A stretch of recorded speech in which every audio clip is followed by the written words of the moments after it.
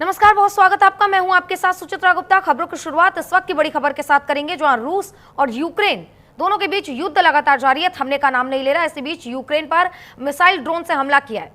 रूस ने यह हमला किया है और रात भर हुए इस हमले में करीब 16 लोगों की मौत हुई है, जिसमें एक 6 साल का बच्चा भी शामिल है। तो वहीं 132 लोग इसमें घायल हुए हैं। हमले में एक 9 मंजिला इमारत भी ढही है। तो कीव में कम से कम 27 जगहों पर हमला किया गया है। कीव में 100 से ज्यादा इमारतें क्षतिग्रस्त हुई हैं। बात अगर करें यूक्रेन की, तो यूक्रेन में भारी तबाही देखने को मिल रही है। तो रूस ने 309 ड्रोन, 8 क्रूज मिसाइल दागी है। तो आपको अहम जानकारी दे रहे हैं, जो रशिया यूक्रेन के बीच स्थिरता और अस्थिरता का दौर लगातार जारी है। इसी बीच जब समझ आता है कि अब स्थिरता होगी, अब ये युद्ध खत्म होगा, इसी बीच रूस एक बार फिर से हमला कर देता है और यूक्रेन भी लगातार रिटालिएट करने की कोशिश कर रहा है। इसी बीच रूस ने 309 ड्रोन, 8 क्रूज मिसाइलें इस पर दागी हैं, जिसके बाद से यूक्रेन में लगातार तबाही का दौर देखने को मिल रहा है। 16 की मृत्यु हुई, जिसमें एक छोटा 6 साल का बच्चा भी शामिल है। तो वहीं इसमें कई लोग घायल भी बताए जा रहे हैं। कीव पर यह हमला किया गया।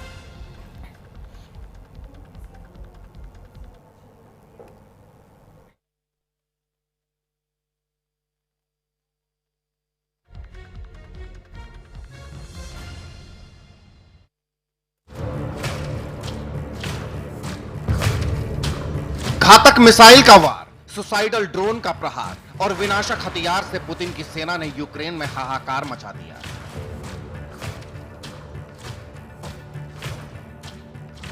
ट्रंप की धमकी के 2 दिन ही बाद जेलेंस्की को सबसे बड़ा जख्म दिया। यूक्रेन की राजधानी को धुआं धुआं कर दिया। रूस के भीषण हमले को लेकर यूक्रेन की वायुसेना ने दावा किया है कि रूस ने रात भर में कुल 309 ड्रोन और 8 क्रूज मिसाइलें दागी। इनमें से यूक्रेनी सेना ने 288 ड्रोन और 3 मिसाइलों को रोक दिया, लेकिन 5 मिसाइलें और 21 ड्रोन अपने लक्ष्य तक पहुंचने में सफल रहे। रूस की विध्वंसक मिसाइलों ने यूक्रेन में विनाश का नया चैप्टर खोल दिया। यूक्रेन के सैन्य ठिकानों को तबाह कर दिया, जेलेंस्की की सेना को पस्त कर दिया। रूस के इस विनाशक हमले को लेकर कीव सिटी मिलिट्री एडमिनिस्ट्रेशन के प्रमुख तिमुर काचेंको ने बताया, रूस ने कीव में 27 जगहों पर हमला किया।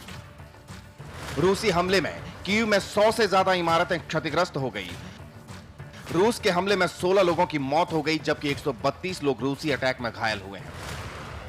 रूस ने यह हमला यूक्रेन पर ऐसे वक्त में किया है जब अमेरिकी राष्ट्रपति डोनाल्ड ट्रंप ने पुतिन को आखिरी अल्टीमेटम दिया था।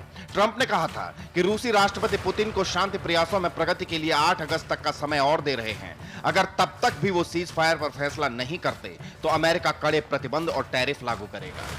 लेकिन पुतिन ने यूक्रेन पर घातक प्रहार से ट्रंप को सीधा जवाब दिया, बता दिया कि वो न झुकेंगे न रुकेंगे, यूक्रेन पर हमला करते रहेंगे। लेकिन इस अटैक के बाद यूक्रेन ने बदले की तैयारी शुरू कर दी है।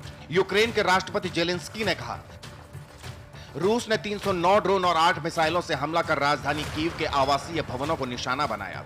विश्व ने एक बार फिर देखा कि रूस किस तरह से अमेरिका, यूरोप और यूक्रेन की शांति की इच्छा पर कुठाराघात कर रहा है। अब रूस पर हमारा हमला और खतरनाक होगा। शक्ति के बिना शांति असंभव है, इसलिए सहयोगी देश और विश्व हमारी मदद करें। यानी साफ है, रूस यूक्रेन के बीच जंग की ये आग और भड़केगी। तबाही की नई स्क्रिप्ट तैयार होगी, चारों ओर तबाही की तस्वीरें नजर आएंगी।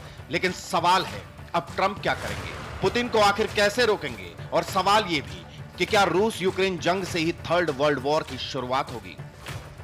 Bureau report, news India.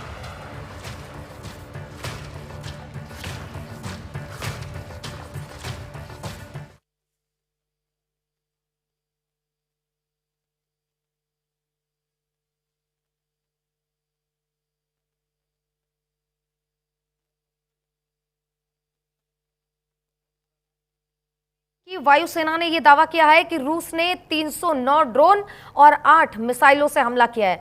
तो वहीं यूक्रेनी सेना ने तत्परता के साथ 288 ड्रोन जो हैं उनको नाकाम कर दिया, 3 मिसाइलों को भी रोक दिया।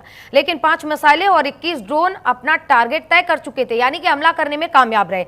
इसी बीच एक खबर निकलकर सामने आई, जहां 16 लोगों की मौत हुई है, तो 100 से ज्यादा लोग इस पूरे हमले में घायल है। देखिए, रूस के कीव में ये पूरा जो है हमला किया गया, टारगेट किया गया, 27 जगहों पर टारगेट करके हमला किया गया है।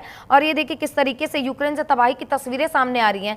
कीव में 100 से ज्यादा इमारतें इस दौरान क्षतिग्रस्त हुई हैं, ढाई गई हैं। जिस तरीके से यूक्रेन लगातार हमला किया जा रहा है, इस बीच रूस भी रिटालिएशन की कोशिश में है और रूस के हमले में 16 यूक्रेनी नागरिकों की मौत हुई है। ये एक अहम जानकारी निकलकर इन दोनों के युद्ध के बीच सामने आई, जहां रशिया और यूक्रेन का युद्ध लगातार चल रहा है। देखिए इस बीच 132 लोग इस हमले में घायल भी हुए हैं। तो स्थिरता अस्थिरता का ये दौर देखने को मिल रहा है, जहां रशिया यूक्रेन का युद्ध अब थमने का नाम नहीं ले रहा। 3 साल का समय हो गया लेकिन ये युद्ध नहीं थम रहा है और जिस तरीके से लगातार नए नए हमले रशिया द्वारा यूक्रेन पर किए जा रहे हैं, इससे कई जगहों पर देखा गया है कि यूक्रेन में तबाही का मंजर है, हाहाकार मचा हुआ है और लगातार शांति वार्ता की बात की जा रही है। इस बीच अमेरिका भी मध्यस्थता करता हुआ नजर आया और अमेरिका ने भी रशिया के राष्ट्रपति व्लादिमीर पुतिन को यह बात कही है कि 8 अगस्त तक अगर शांति वार्ता नहीं होती है तो इसका खामियाजा भुगतना पड़ेगा पुतिन को। ये तो साफ तौर पर वो कहते हुए नजर आए, लेकिन पुतिन है कि मानते नहीं है। बिल्कुल जिस तरीके से ये युद्ध लगातार चल रहा है, लगातार हमले एक दूसरे पर ये दोनों देश कर रहे हैं, जाहिर सी बात है ये भी माना जा रहा है और ये सवाल बार बार उठ रहा है कि क्या रशिया यूक्रेन का युद्ध ही तीसरी वर्ल्ड वॉर यानी कि तीसरे महायुद्ध का एक संकेत है। जिस तरीके से लगातार ये दोनों देश एक दूसरे पर हमलावर हैं, लगातार दोनों देशों के बीच हमला करने की वजह से तबाही का मंजर है और रशिया एक संपन्न देश है, तमाम जो उसके पास हथियार हैं, सारे बैलिस्टिक मिसाइल का इस्तेमाल हो जाए या कुछ भी ऐसे कई बम बरसाए गए हैं। और एक सवाल ये भी उठता है कि क्या इन दोनों के बीच जो युद्ध चल रहा है इसका अंत परमाणु बम का इस्तेमाल तो नहीं, परमाणु वॉर तो नहीं है। तो ऐसे में कई सवाल उठते हुए नजर आ रहे हैं, लेकिन जिस तरीके से युद्ध चल रहा है लगता नहीं है कि कहीं से कहीं तक ये थमने वाला है। लेकिन इसी बीच अमेरिकी राष्ट्रपति डोनाल्ड ट्रंप व्लादिमीर पुतिन को ये बात कहते हुए नजर आए कि 8 अगस्त तक अगर शांति नहीं होती है तो फिर कड़े कदम इस दौरान उठाए जा सकते हैं।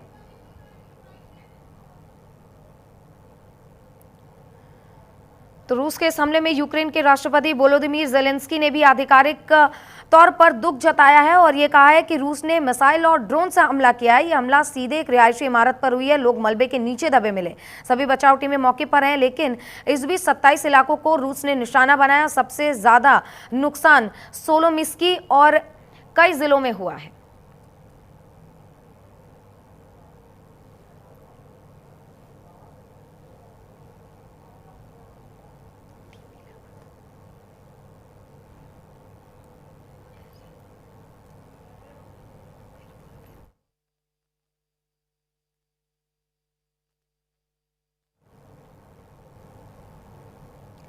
तो हमारे साथ 2 मेहमान जुड़ गए हैं, संजय खन्ना और धीरज कुमार गुप्ता। इन दोनों का रुख करेंगे और सबसे पहले सर आप दोनों का बहुत बहुत स्वागत।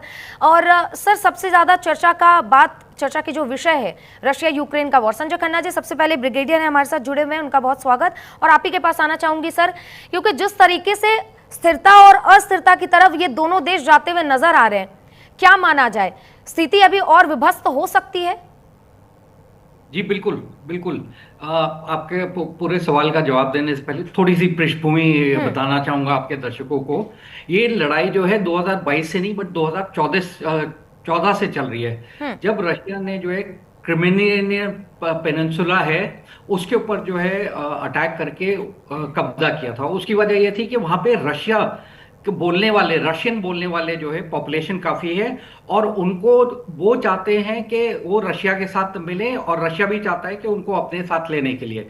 तो इस वजह से 2014 में ये जंग छिड़ी थी। उसके बाद 2022 में अमेरिका ने एक पेशकश की थी यूक्रेन को कि आप जो है नाटो अलायंस का हिस्सा बन जाए, और रशिया ये चीज नहीं चाहता है। और उसकी वजह यह है क्योंकि रशिया को ये महसूस हुआ कि धीरे धीरे अमेरिका और नाटो अलायंस के जितने देश हैं वो चारों तरफ बाकी देशों को, जो रशिया से के आसपास के इलाके हैं, उन देशों को जो है नाटो अलायंस में डाल के रशिया के ऊपर अपना एक इन्फ्लुएंस करना चाहता है। दूसरा, उन देशों के मिलिट्री बेसिस को इस्तेमाल करके रशिया के ऊपर दबाव डालना चाहता है। अमेरिका और रशिया में बहुत ज्यादा डिस्टेंस है। कल अगर लड़ाई छिड़ती है दोनों देश महाशक्तियों के बीच में, तो उस टाइम ये देशों के जो मिलिट्री बेस है वहां पे ऑलरेडी अमेरिका की सेना होगी और नाटो के अलायंस की सेना होगी। तो इस वजह से छोटे टाइम फ्रेम में जो है वो ज्यादा डिस्ट्रक्शन कर सकते हैं रशिया के एरिया में। इसमें मिलिट्री ऑब्जेक्टिव और पॉलिटिकल ऑब्जेक्टिव जो हैं वो रशियन जो स्टेट है उनके हैं। पहला जो मिलिट्री ऑब्जेक्टिव है वो है कि टेरिटोरियल एरिया जितना भी वो यूक्रेन का उसको कब्जा कर सके। जैसा मैंने बोला 2014 में जो है ये रशिया ने कुछ इलाके ईस्टर्न यूक्रेन के रीजन में वो कब्जा किए थे। उनमें डोनेत्स्क, लुहांस्क, खेर्सन और ज़पोरिज़िया था, पर वो उनको पूरा एरिया वो कैप्चर नहीं कर पाए, ना उसके ऊपर वो अपनी पकड़ बना पाए। तो ये जब 2022 में जंग छिड़ी है तो वो ये चारों एरिया को जो है वो बिल्कुल ही पूरी तरह से अपने कब्जे में लेना चाहते हैं। और एक बफर स्टेट, मतलब इस एरिया को जो है बफर बिटवीन जो यूरोप के देश हैं और रशिया के बीच में एक बफर के तौर पे इस्तेमाल करना चाहते हैं। इनिशियल ऑब्जेक्टिव जब रशिया ने शुरू किया था वो कीव के ऊपर कैप्चर करने का था, और साथ ही साथ जेलेंस्की को की सत्ता पलट करके प्रो रशियन गवर्नमेंट को वहां पे लाना चाहते थे। रशिया देखिए जो है रशिया ये चाहता था कि यूक्रेन का जितना भी मिलिट्री इंफ्रास्ट्रक्चर है वो तबाह हो जाए, जिससे कि रशिया को यूक्रेन में घुसने में उतनी दिक्कतों पर आपने आसानी हो। जी 3 साल से जंग चल रहा है और यूक्रेन ने उनको रोका हुआ है। पर अब ये ट्रंप ने जो 50 दिन का पहले टाइम दिया था, आपने देखा होगा कि उस टाइम पिछले 15-20 दिन से जो है बहुत ज्यादा अटैक हो रहे हैं यूक्रेन के ऊपर, और अब वो टाइम फ्रेम ट्रंप ने और कम कर दिया है। उसने बोला है कि 10-12 दिन तक जो है या तो सीजफायर होना चाहिए, नहीं तो हम रशिया के ऊपर पूरे सैंक्शन लगा देंगे। इस वजह से रशिया ने और ताबड़तोड़ हमले शुरू कर दिए हैं यूक्रेन के ऊपर, और पहले वो मिलिट्री एरियाज को टारगेट कर रहे थे, पर ये 15-20 दिनों में जो है उन्होंने सिविलियन एरियाज को बहुत ज्यादा टारगेट किए। तो उसके वजह से वो यूक्रेन के ऊपर दबाव बना रहे हैं कि भाई आप जो है आप इस जंग से पीछे हटो, और हम जितना आगे बढ़ना चाहते हैं। सिर्फ मिसाइल और ड्रोन अटैक नहीं हो रहे हैं रशिया के द्वारा, वो जो जमीनी उनकी फौज है जिसमें इन्फेंट्री आती है, टैंक्स आते हैं, आर्टिलरी आती है, उन सबको लेके भी बहुत तेजी से जो है आगे बढ़ रहे हैं। और उनकी मंशा ये है कि जब भी जो उनके मिलिट्री ऑब्जेक्टिव हैं जब वो उसको अचीव कर जाएंगे और जो उनके नेशनल ऑब्जेक्टिव हैं उसको भी अचीव कर जाएंगे, उस टाइम वो सीज फायर पे शायद आमदा होंगे। उससे पहले वो बिल्कुल भी नहीं मानेंगे। जी ठीक है सर, आप हमारे साथ बने रहिएगा। और जिस तरीके से आपने विस्तार में पूरा ये टाइमलाइन समझाया कि मामला अभी का नहीं है बल्कि 2014 से चला आ रहा है। हमारे साथ धीरज कुमार जी बने हुए हैं, विदेश मामलों के जानकार हैं। सर आपसे मैं ये जानना चाहूंगी कि जिस तरीके से डोनाल्ड ट्रंप इस पूरे मामले पे मध्यस्थता करते हुए नजर आ रहे हैं, हमने ऑपरेशन सिंदूर के दौरान भी देखा कि डोनाल्ड ट्रंप कहते हुए नजर आए कि हमने सीजफायर करवाया बीच में मध्यस्थता करके। रशिया यूक्रेन के बीच भी सेम चीजें चल रही हैं, तो क्या ये माना जाए कि रशिया किसी की बात मानने को तैयार नहीं है और शांति वार्ता जो वो करना चाहता है, जब तक रशिया अपनी बात ना मनवा ले तब तक वो थमेगा नहीं? जी जी सुमित्रा, आप जरा सा इसको अगर वैश्विक पटल पे देखने की कोशिश करेंगे तो ये युद्ध रशिया के ऊपर थोपा गया युद्ध है। देखिए रशिया जो है अभी नाटो से लड़ रहा है, न कि यूक्रेन से। हम लोग वैश्विक मामलों में अगर इसको देखें तो वो यूक्रेन से युद्ध कर ही नहीं रहा है। और सबसे बड़ी बात है कि इसमें जो निहित स्वार्थ हैं, अमेरिका, अब देखिए सोचने की बात है, क्या अमेरिका सच में युद्ध को रोकना चाहता है या युद्ध को बढ़ाना चाहता है? अब एक देखिए कि ट्रंप ने 50 दिन का, सितंबर तक का टाइम दिया है रशिया को सैंक्शन से करने, अदरवाइज और देशों को 10 या 5 दिन का टाइम दे रहा है, जैसे भारत को 7 अगस्त तक का टाइम दिया है। तो रशिया ने अमेरिका ने रशिया को ज्यादा टाइम दिया है ताकि वो ज्यादा अपने आप को स्टेब्लिश करे और सैंक्शंस के लिए जो लूप होल्स हैं उससे अपने आप को बचा ले। और एक छोटी बड़ी बात नहीं, रशिया पिछले 20 साल से सैंक्शन झेल रहा है और उसके पास अब इम्यूनिटी आ गई है, सैंक्शन से बचने की इम्यूनिटी आ गई है। सेकेंड थिंग, जेलेंस्की खुद लगभग 1 महीना पहले बोले कि चेक रिपब्लिक, जर्मनी, ये सब रशिया को टूल्स दे रहे हैं। देखिए जब एक विभीषण थे तो लंका को हारना पड़ा रावण जी को, तो अब सोचिए कि जब नाटो के सदस्य ही टूल्स बनाने के लिए, इक्विपमेंट बनाने के लिए दे रहे हैं रशिया को, तो नाटो नहीं जीतेगा और रसिया और चूंकि इसको इंगेज करना चाहता है। अभी क्या हो रहा है कि अमेरिका के ऊपर बाइपोलर वर्ल्ड बनने का संकट है, जिसकी वजह से दो फ्रंट पे लड़ रहा है। एक रसिया को इंगेज करना चाहता है, देखिए उसको हराना, और उसका नहीं, उसका केवल मतलब है कि रसिया इंगेज होके कहीं से। लेकिन रसिया की इकोनॉमिक सेटअप इतनी बढ़िया है कि जिस दिन ट्रंप ने बोला कि 100% हम आपके टैरिफ को बढ़ाने जा रहे हैं, उस दिन 2.7% रसियन जो स्टॉक एक्सचेंज रेज कर गया, और उसके बाद वहां का रूबल भी स्ट्रांग हो गया। जाहिर सी बात है सर, जिस तरीके से रशिया यूक्रेन का युद्ध चल रहा है, कई जगहों पर इसका असर भी देखने को मिल रहा है। धीरज कुमार जी, आपका भी बहुत धन्यवाद हमसे जुड़ने के लिए, और रिटायर्ड ब्रिगेडियर, आपका भी बहुत बहुत धन्यवाद हमारे साथ जुड़ने के लिए। तो तमाम चीज़ों पर हमने चर्चा की, और जिस तरीके से ये युद्ध लगातार चल रहा है, इसको लेकर अपने आप में कई सवाल खड़े होते कि क्या इस युद्ध का अंत